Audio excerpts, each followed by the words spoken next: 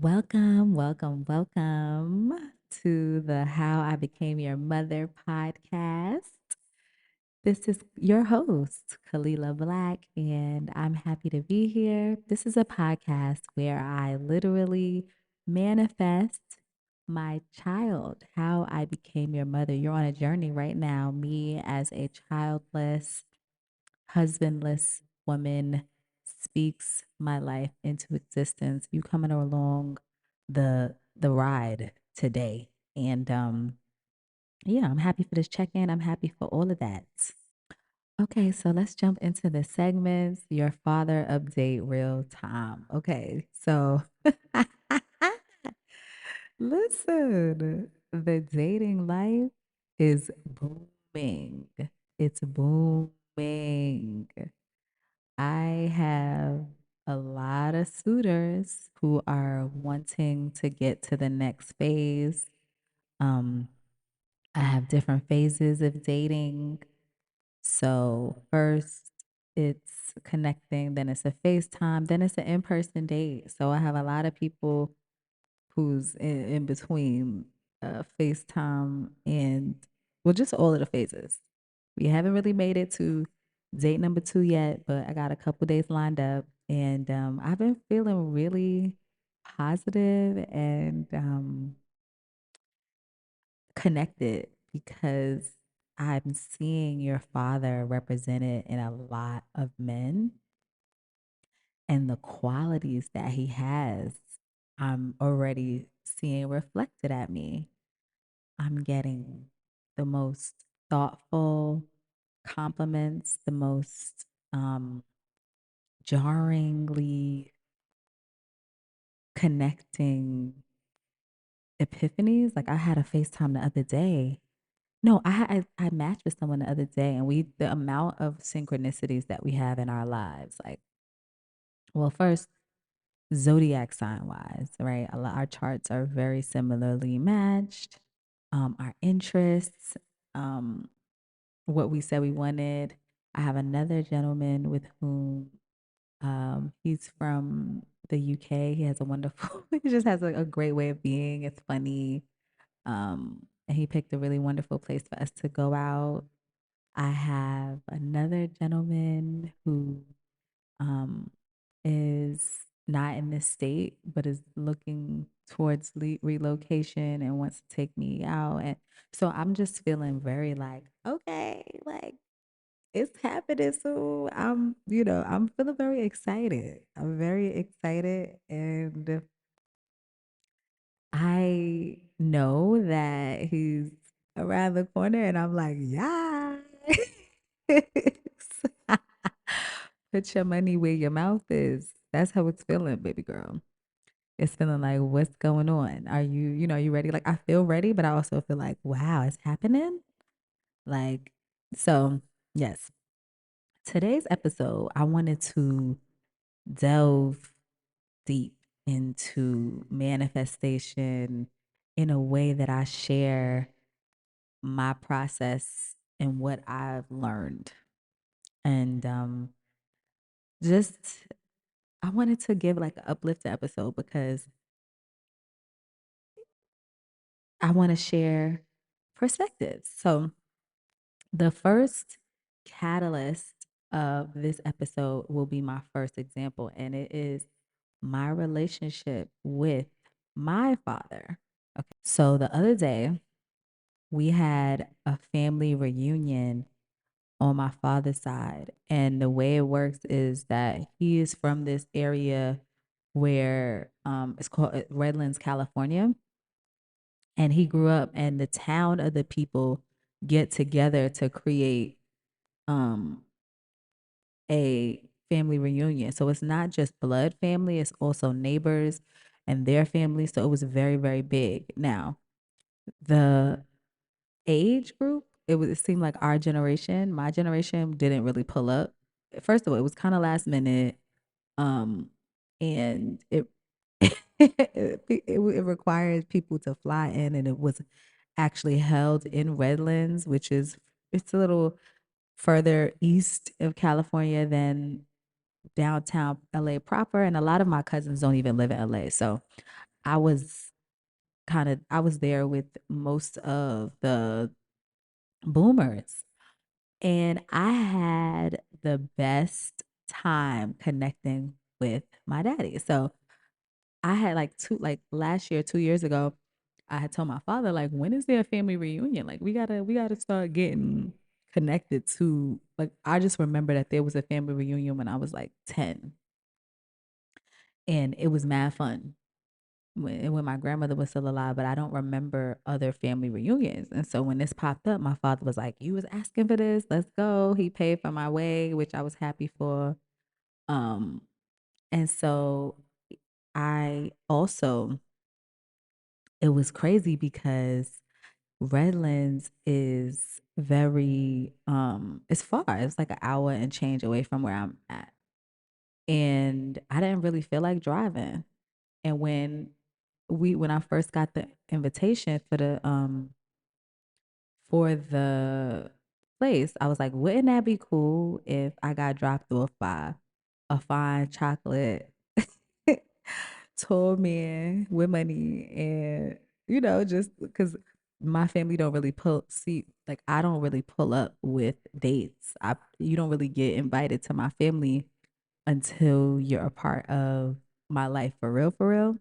But I'm rejecting it. I'm like, who cares? Like, because they was having so many questions. Like, my family is so befuddled as to why I'm not partnered. They're like, what's going on? Why is Kalila not dating? Where's her man? What's going on? And I'm like, y'all, I'm doing something different than y'all did. Like, I'm moving, I'm moving differently, because whole time the people that's asking me, where's my man? Y'all don't even have a man.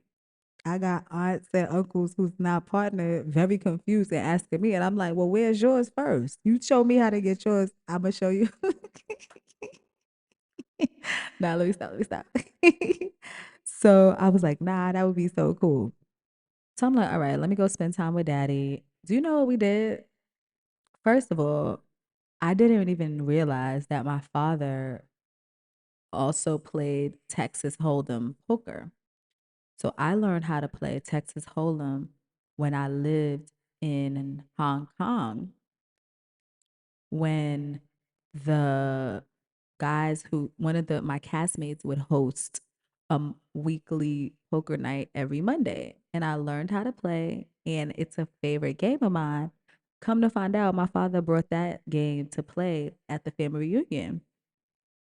So we set up, we plan, we're having the time of our lives. He's very, very, very, very proud because um I guess he didn't realize um you know, he didn't know I was.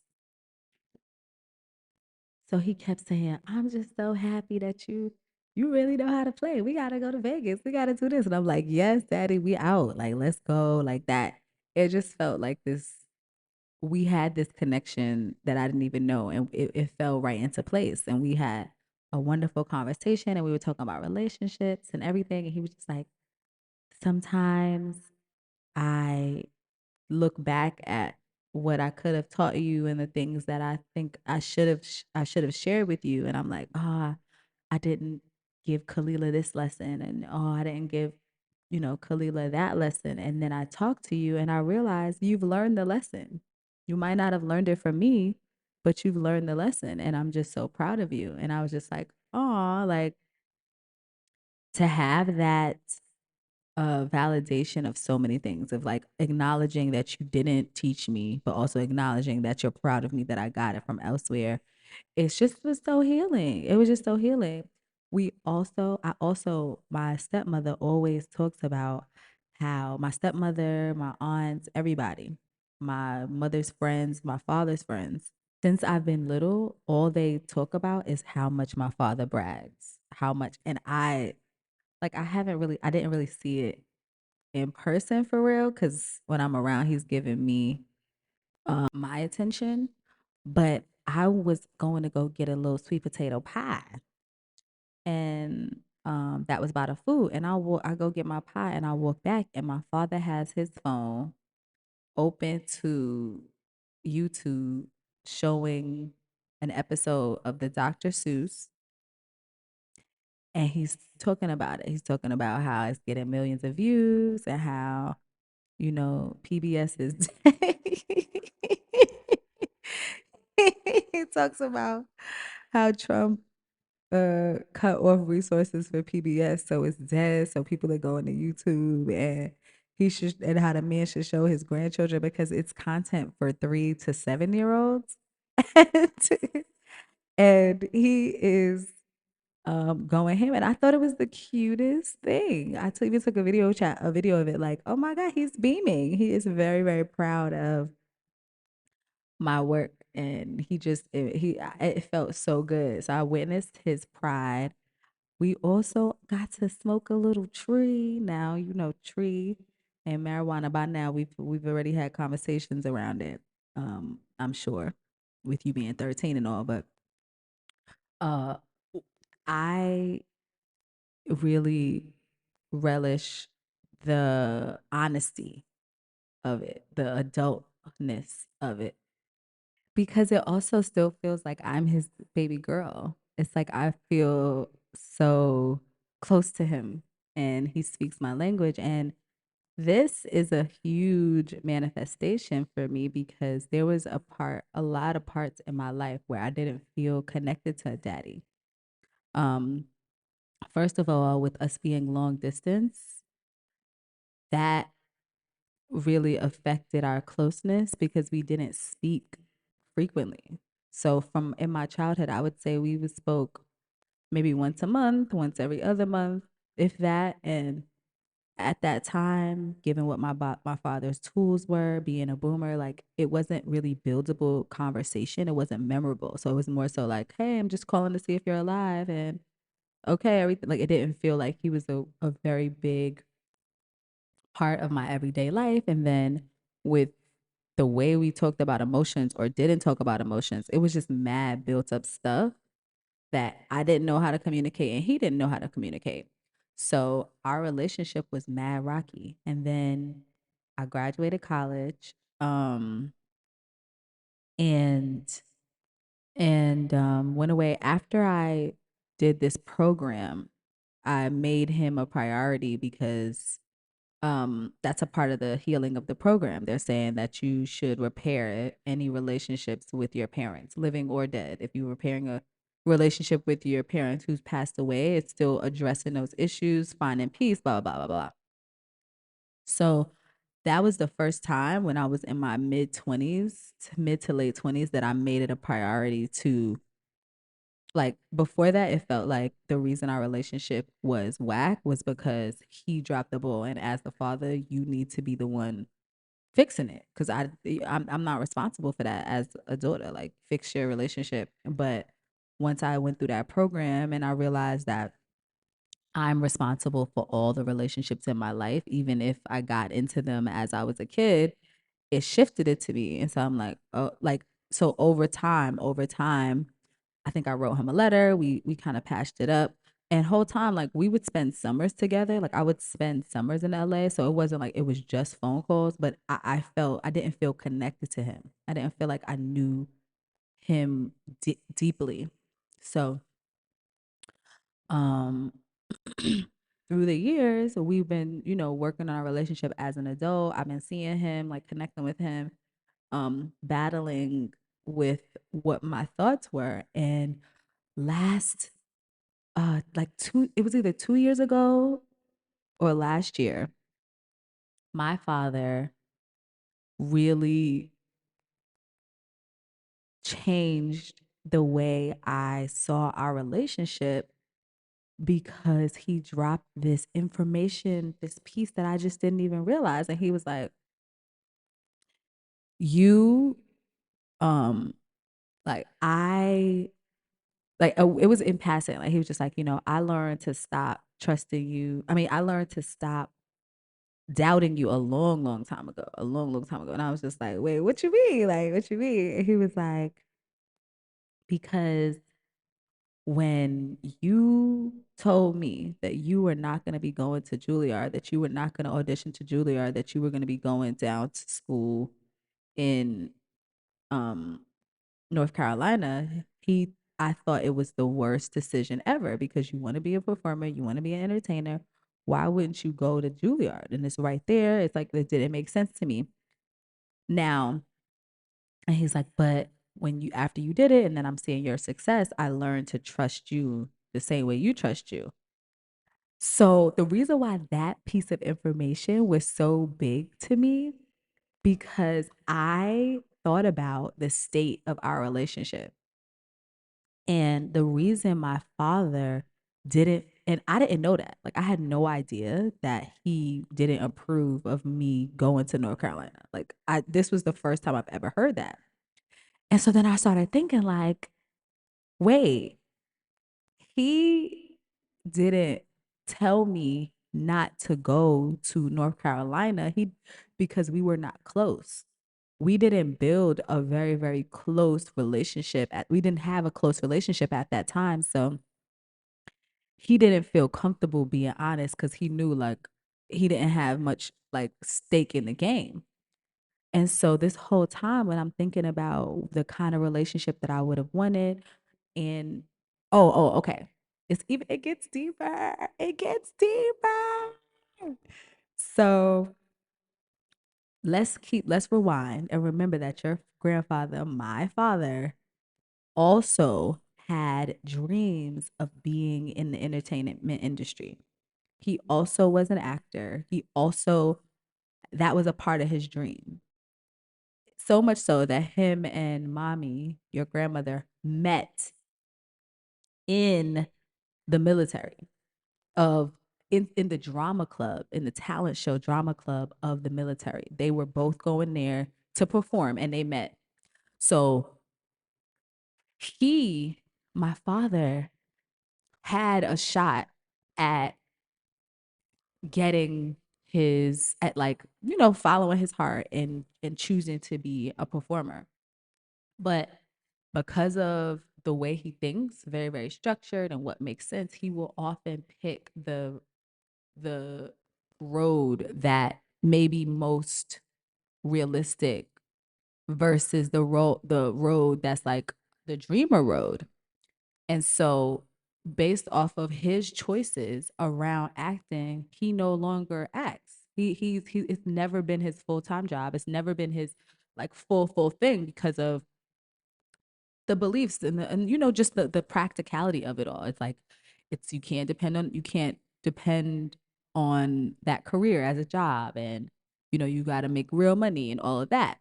So because that's his belief system, if we were close, if I was like a true daddy's girl and I'm just like, "Oh, like that's my heart." He would have influenced me because I think about the actors and the people who I've come in contact with who are still even to this day at odds with their loved ones because their loved ones don't accept where they are, like what they're choosing. They're like, no, you got to get a real job, da da da da. And it's hard because it's like you love this person, you know that this person has your best interest at heart, even if what they're saying is like hard to swallow. So I'm like, wow, who knew that the relationship of distance from my father would give me more than what, and I'm not saying that I didn't have a deficit. I don't like to look at my life like that because I feel like I was surrounded by so much love, so much support that it was for my benefit. And so when I um that was the first thing that let me know because I'm like, oh my God, if daddy and I was mad close, I would have went on a different trajectory. I would have been let his ideas around the structure and what makes sense with my career bleed into my own choices versus going with what I thought was cool at the time, which was my intuition and my heart. So I was overcome with gratitude because it felt like I got away with having a childhood that, yes, was separate from my father in in a space, but also not, because I still got to go to California. I still got to witness him. And oh, that's the next part. Let me save that for that. So I was like, oh my God, like when God says everything is happening for a reason, all things are working for my good, he's dead serious. It's dead serious. Like this whole time, I'm like, oh, I wish that my dad and I could call him and talk to him and blah, blah, blah. At that time, with what he was going through, what his information was, his scope, how he would have reared me in his early 20s and early 30s is not what the information that I'm getting now from him. Now he respects me because he understands how I've, gotten to where I am. We're peers in one way, and then I can get his wisdom and his love in another way. And then we can have fun and we can do grown-up things. So it really feels like I have a second chance at love and being a daddy's girl. And this was a clear manifestation. Like the peace that I feel from our relationship, the peace that, let me say the other part that threw me. Let me say this. Ever since I've met and this is real tea. This is real tea. So when I came into my father's life full time, because so my father and mother had me, then they divorced when I was 2. My mother went back to New York, took me to New York, and then my father went to LA. So the time was limited. He married, he remarried, I think he remarried in like 2 years after his divorce. I didn't reconnect with him until I was like 5, because my mother and him was beefing because she was going through her stuff with the drugs, trying to hide me so that he wouldn't take her. And it was a lot going on, right? A lot of stuff. So he by the time I met him, he was already remarried. So I was meeting him and my stepmother. And I have to say this, my my father and my stepmother are my example of soulmates. And I think it was just, they are made for each other. And I don't ever remember a time where they weren't both professing, their love, professing their commitment to each other. Now it gave Rocky, it gave, it definitely gave some stuff that wasn't necessarily what I would want.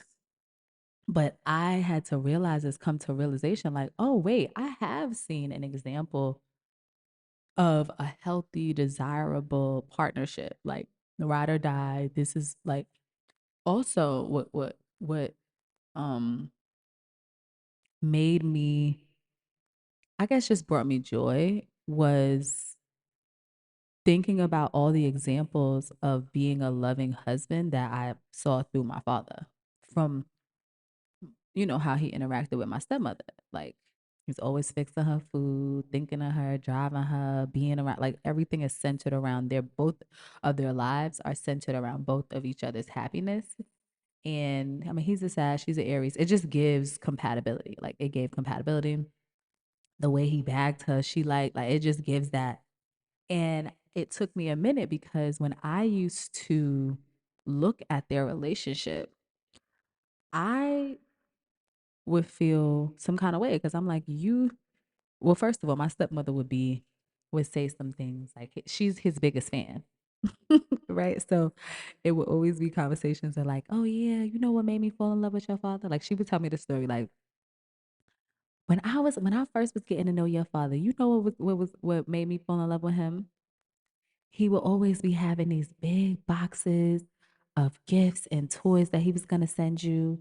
And he was, doing recordings to read to you, and all of that. Those stories used to piss me off, because my father would never send those boxes to me.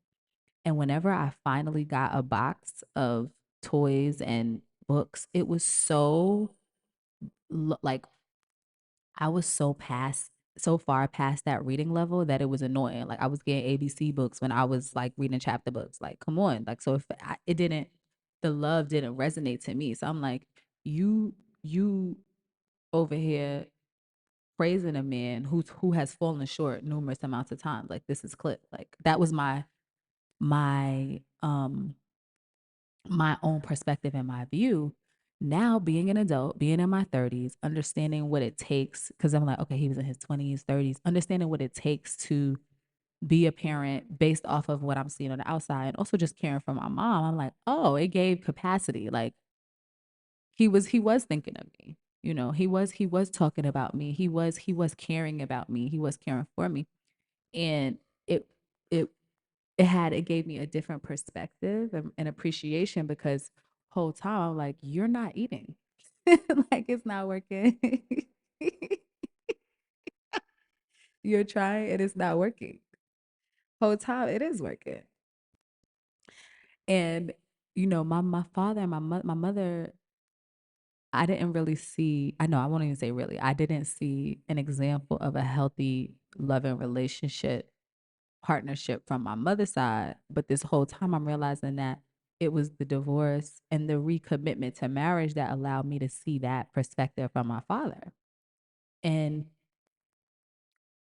that shifted me because I'm like, oh my God, like this whole time I was when I look at what I thought it meant to be a good man, I kind of was only looking at it from the perspective of what it means to be a good father and understanding that a man is made up and a man, a human being, we're just made up of a whole bunch of roles. Like that doesn't necessarily negate the value of being a good man in another area of your life. And I'm like, oh no, he was eating as a husband. Like he I wouldn't he wouldn't be compatible with me, but he found his match and he loves her down, down, down, down, down to the ground to this day, down, down, down, down to the ground. So it made me feel, it made me like shape a lot of my other memories with a different level of awareness and hope and light. And I'm like, oh, like I actually, I, I'm proud to be from him. Like I'm proud to have had that example. I'm happy that he remarried. I'm happy that he recommitted, jumped right in. Like that felt like it just, yeah, it solidified something for me. OD. And it's crazy because I I have evidence and like visions of what it like I would have wanted as a daughter. Like one example that I felt like I was like that I think if you have a child, regardless of if you are a man or a woman, you should be able to take care of that child.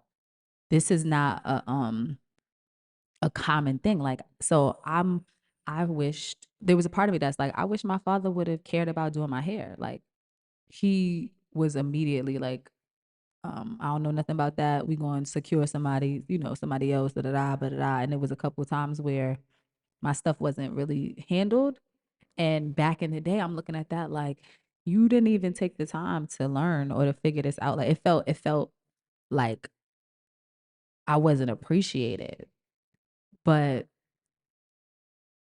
I have to remember what like who these people are, who and what the role is. And I also started thinking about a little bit more broadly about parents because I feel like we were raised to believe that it is the parents' job and um it's the parents' job to rear you, to raise you, right? To give you not only be a portal for you to come through life, but also they're supposed to nurture you.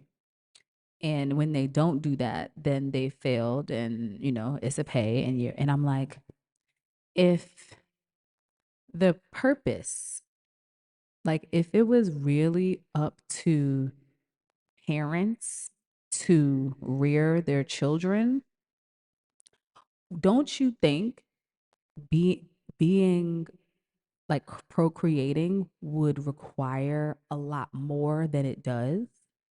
Like people are able to have kids at 12 and 13, right? And I believe that the reason why it's so easy for people to have children is because parents are portals. And I really believe that your parents are portals that we choose as a kid that wants to, as a soul that wants to come down here. We choose the best option for us, whether that means um, the option. And I think the way it's based off of is that we choose people, and I might have said this in another episode, but we choose people based off of the genetic potential that their DNA has for our ability, for the ability to succeed at that mission, that go round. So I look at my parents and I'm like, and this was clear to me because I'm like, y'all didn't get together to be forget together forever. Y'all got together to have me. Y'all got together to experience the maybe the first issues of marriage that you can learn more. You know, there's other reasons why we do these things, and that gave me freedom because I'm like all of the other nurturing. Like I just think about the kids who's like abandoned or who's left for adoption and all of those things, and I'm like, this isn't a situation where they're born with uh, um somebody's born with a leg up, somebody's not. It's just like these are cards, and we it may be a reason we chose this experience that's actually directly correlated to us winning this go round. And I've been dissecting that. Like I just think about how my parents are both nerds, like down to the ground. They was always the smartest. You know, people graduated fast. Like it gave a gifted program. They're both the actors of the family, charming, both had the dream. Like it's like I'm very clear why I would have chosen this fractured, quote unquote, fractured life because what I'm doing with it is what I intended to do with it after I combed through the BS and the lack. I'm like, you know, it was crazy. My father didn't even come to my college graduation. It was beef. My mother came to my college graduation and brought um a partner that I didn't even bang with. Like it was giving Clippianas with all of them.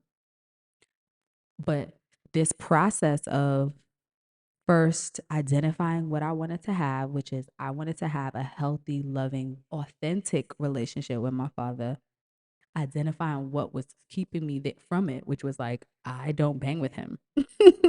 I didn't bang with him as a person. I don't understand what he's doing.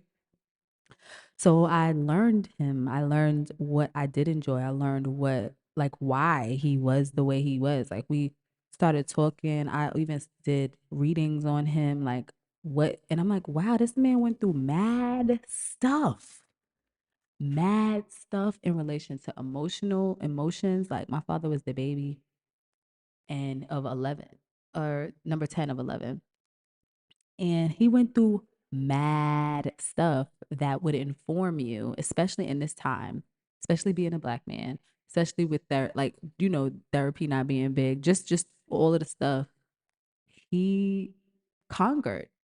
Like I just think about where he came from and what he's done, and it's massive. And the perspective shift gave me um it gave me freedom and it gave me a new place, and I feel like I've manifested just joy. Like it feels like now I'm able to even address the old things. I can manage the things that we get along and the things that we don't. Like my father is super duper anti like social media, anti surveillance, anti, you know, anti AI. So we be getting into it because I'm the opposite. And I'm like, what is the odds that he would birth a daughter that runs towards those types of things? Like what, you know, it's just it's been joyful, and I'm actually like really happy with being a new age daddy's girl. Um, and looking at that. So instead of me looking back at my memories, thinking about how I wish, I could have introduced my father to my first boyfriend. I wish we had a talk like this, or I wish da da da da da. Like I'm now looking at what we're about to be doing. Like I'm looking at what we can do now. I'm looking at the love, what was shared with me growing up. Like one thing that that my parents have always rode for me in my career and my dreams. It never gave sit down. And even when my father was having those feelings, he didn't even feel comfortable saying that. That's a privilege. That's a privilege that I have that I didn't have. I wasn't born with naysayers. And it's something that it warms me and it makes me, it nurtures me. It nurtures me in the spaces where I didn't feel that nurturing before. So what I want you to leave with is that everything is possible. Whether you want to manifest a relationship with someone who's already been fractured in your life, or whether a new job or a new body, like it's all possible. It's just the steps of identifying, um, identifying what you want, identifying what's getting you in the way, which because old beliefs or contrary beliefs, and then making shifts towards it, towards changing it. Those are the things. And that's how that's just the beginning. I'm going to keep on coming back because this is a manifestation podcast. So I want to give even more examples. Okay, so now we're going to move on to the next section, which is the soul question. Well, first, I want to say that what I am grateful for is awareness, time, growth, and the abundance of experiences that I have in my life.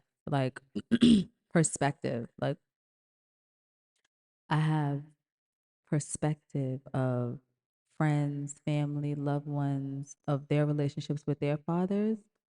And that has also helped me because I realized that it's easy to think about what you don't have, but the actual power is what is realizing and focusing on what is present, what is actually here. And I'm grateful for that.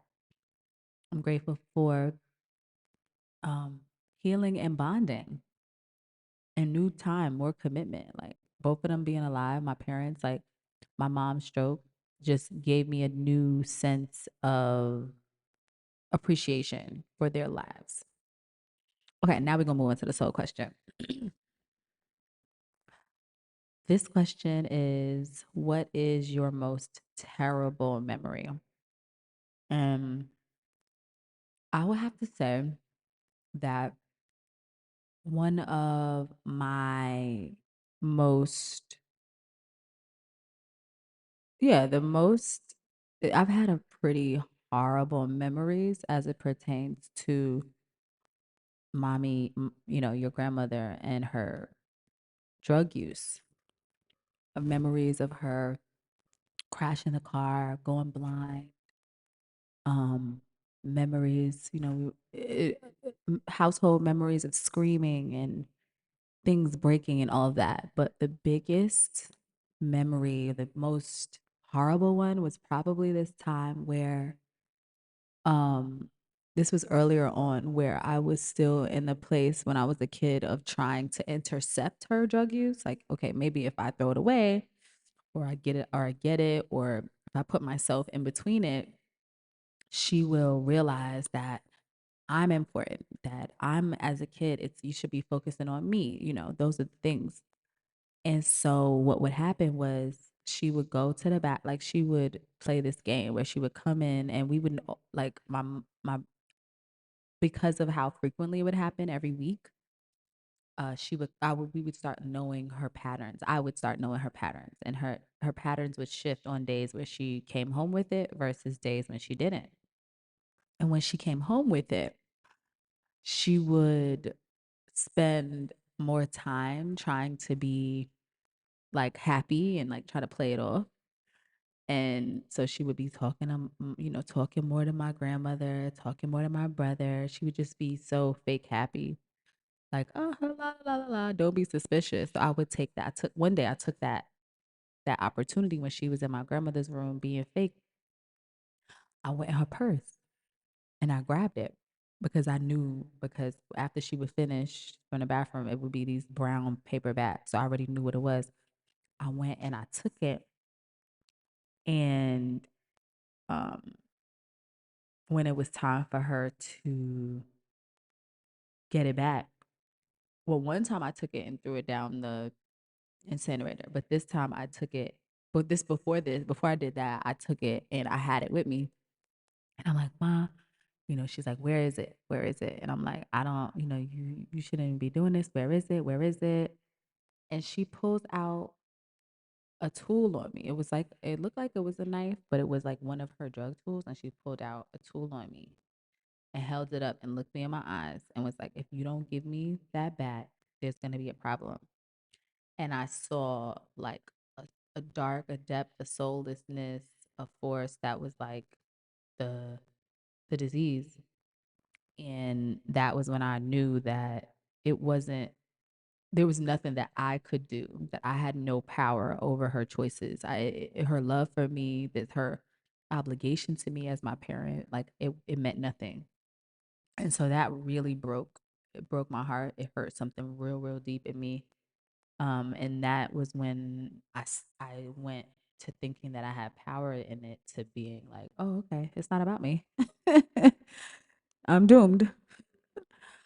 Um, so yeah, I've since learned to understand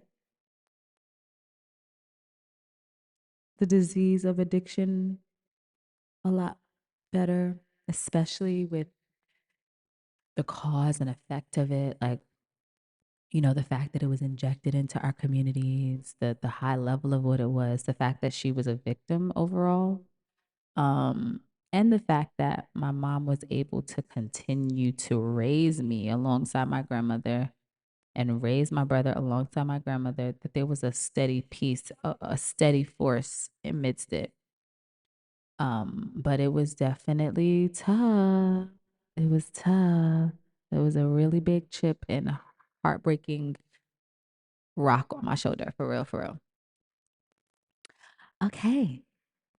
So I hope this episode gave some sort of through line of chatting, and I'm grateful for listening. If this reaches you, touches you, send me a message, write a review, do the 5 stars, do what you need to do, and hopefully I will see you. Let me not say hopefully. I'll see you next week.